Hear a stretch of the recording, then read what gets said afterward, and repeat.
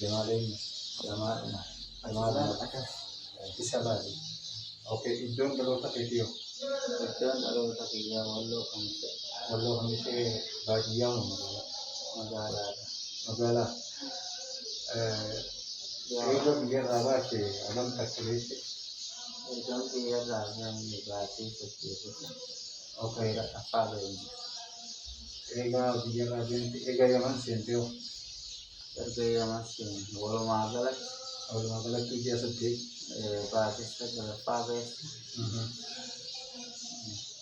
Mee maaltu si mudate eega biyya Yaman kana dhufte dallaalli ati irraan deemuu jirtu tokkuma moo biyyarraa kaasee haga asitti eega as dhufte kabiraatti kaasee ooluu jirtu?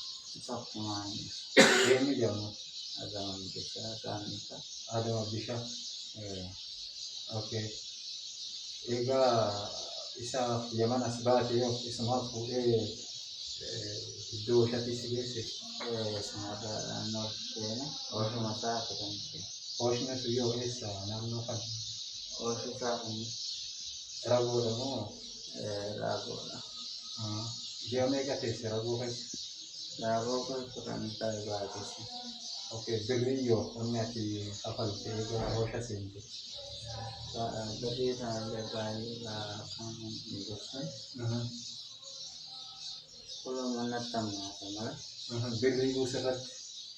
Birrii buusuu irratti kulumatti nattamnaata. Wanni simintuun kun maali?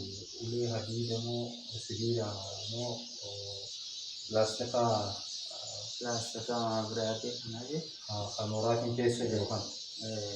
Ayyoo. ulee mukaafis kan muka sanaanis manatti nama Nyaata dhugaatii yoo isaan isin kennanii jiran? nyaata dhugaatii garaagaraa fi ganama argan. Maal isin kennan? Ruuza moo? Ganama ruuza adiidha. Ruuza adii kanan arganna gammasna. Tirii takkatti nama 10 ta'anii numa arganna. Galgala takkumaa kan madaala. Achi booda eega rakkoon kun si mudate akka as dhuftu eenyu akkasi taasise?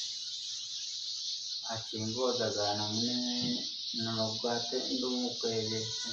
Namni si biraas namni ni du'a jechuudha. Nama hojjeechis namni du'uu ka'e. Guyyatti moo?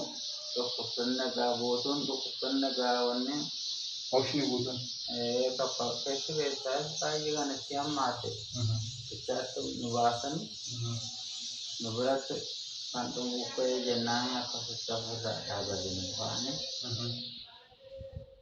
Bakka kana Yeroo ofirraa jechuun baatan kana ayyaanatti isin fuudhe moo fuudhaniiti itti bakkuma fedhanii isin darban? achirraa isaan baanii qeensqaliin taqabbalee fi qeensqaliin bakka kanaadhaan nu geesse. Maskaltu fidee shaadaa kanatti geessin dhageessu. Tole ammoo wanni akka nama tokkotti barbaachisa biyya namaa keessatti miidhamtee jirta. Kasirraan miidhaa ga'e dallaala ta'uu miti Adama Bishaa nama jedhamu. Kanaafuu amma mee yoo rabbi si laaffise wanni ati feetu karaa biyyaa deebi'uu fa'aa ni barbaadda? Ammaan kana irraa miidhamaa ta'uu jira. Asumatti akkama fayyuun barbaada. Dura fayyuu barbaadde? Fayyuun barbaada.